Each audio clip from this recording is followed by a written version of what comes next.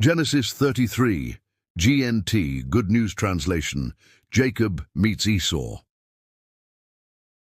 Jacob saw Esau coming with his 400 men, so he divided the children among Leah, Rachel, and the 2 slave women. 2, he put the slave women and their children first, then Leah and her children, and finally Rachel and Joseph at the rear. 3, Jacob went ahead of them and bowed down to the ground 7 times as he approached his brother.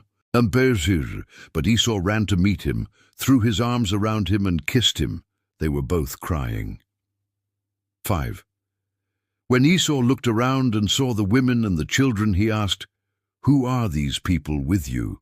Jacob answered, "These are the children whom God has given me."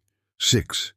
Then the slave women came up with their children and bowed down. 7. Leah and her children also came and bowed down. Then Joseph and Rachel came last, and they also bowed down.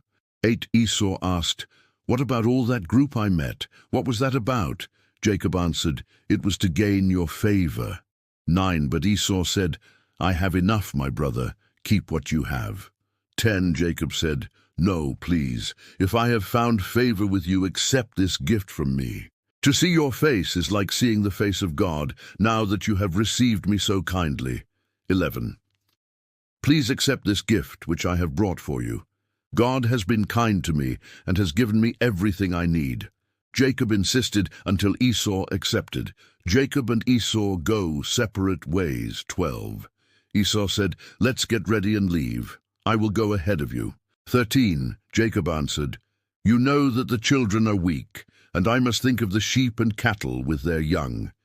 If they are driven hard for even one day, the whole herd will die." 14. Please go on ahead of me, and I will follow slowly, going at the pace of the herds and the children, until I reach you in Edom. 15. Esau said, "Then let me leave some of my men with you." Jacob answered, "There is no need for that. All I want is to keep your friendship." 16. So that day Esau started back to Edom. 17. But Jacob went to Succoth, where he built a house for himself and shelters for his animals.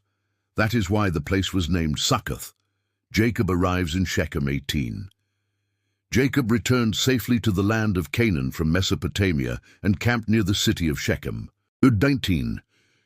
He bought that part of the field where he had pitched his tent from the descendants of Hamor, the father of Shechem, for 100 pieces of silver.